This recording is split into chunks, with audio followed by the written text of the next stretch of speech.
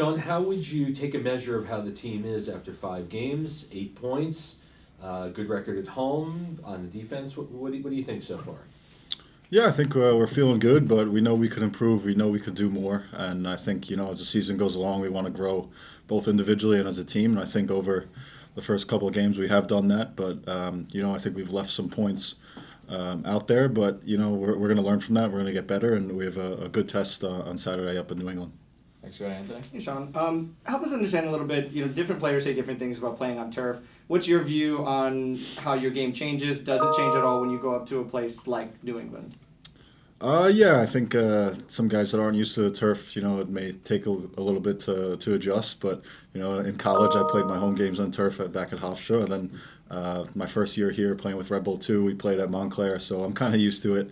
I prefer grass, but it doesn't really make a difference to me. I think you have to go out and play to the best of your ability, and not really think about the outside forces. And it's always windy up there, but not think about that. So you just gotta have to play to the best of your ability and just focus on that.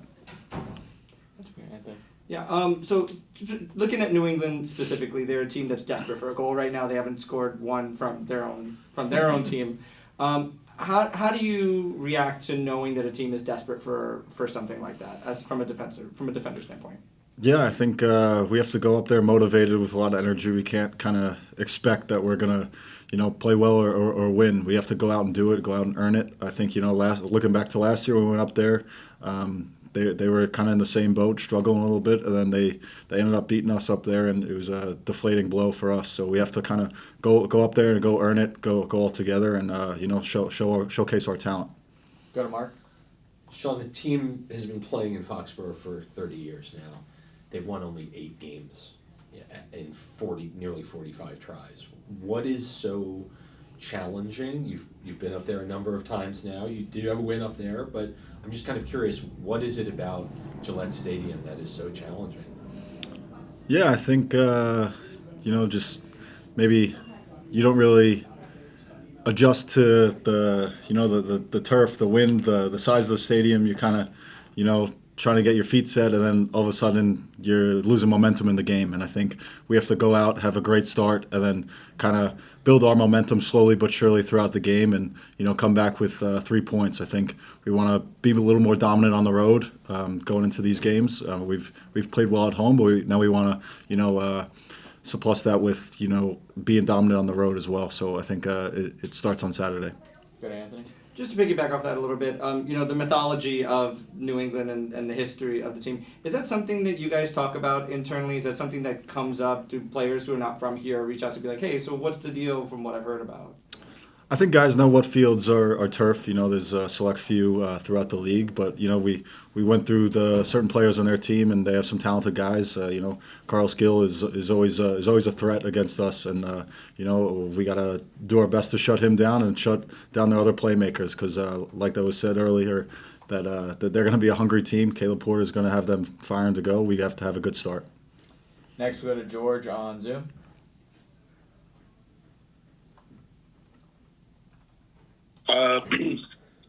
What's up? I just have a quick question. Speaking of the turf, I asked Andrew the same thing. Is there any part that is worrisome of the injuries that you guys have, guys coming back from international break, and then having to deal with the turf first thing? Is there any part of you that is thinking like we should be holding back a little bit just because of injuries and stuff like that? No, I mean, injuries are always kind of unfortunate. It's part of the game.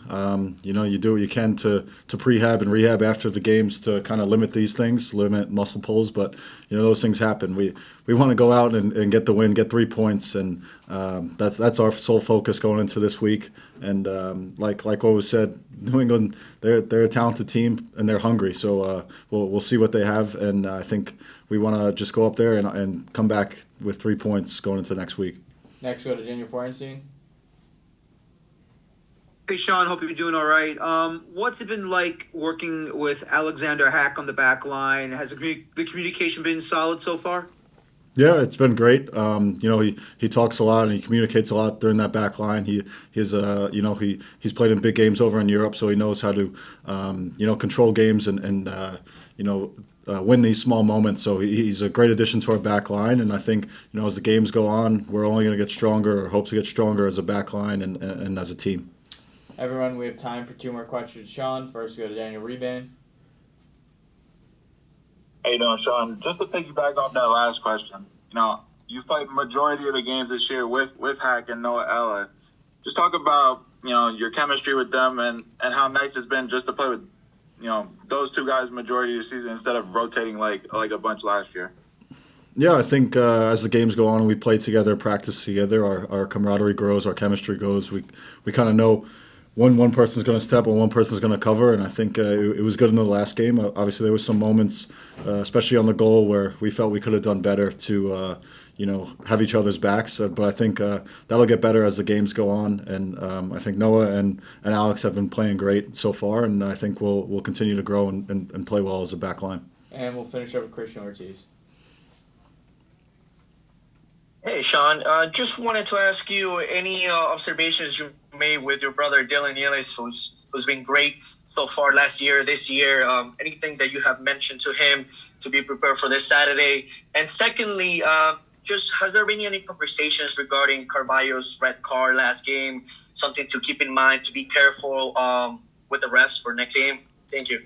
Yeah. For the first part, I think, like you said, Dylan's been playing well. I think early on in preseason, he was kind of coming back from a little groin kind of injury, so it took him a little bit to get back up to shape. But I think as he's been in games, he's been dominant on the right side and real versatile. And I think in the second part, we talked about it in video with don't really talk back to the refs, and I think that's kind of a theme throughout the league. Don't talk back, just kind of play your game, focus on your game, and focus on the next play. And I think Felipe, he's done well with us. He scored 2 bangers last year in the playoffs, and him coming back into shape, he's played well coming into these games. So he's a big piece for us, important. So we'll miss him a little bit, but hope to have him back next week.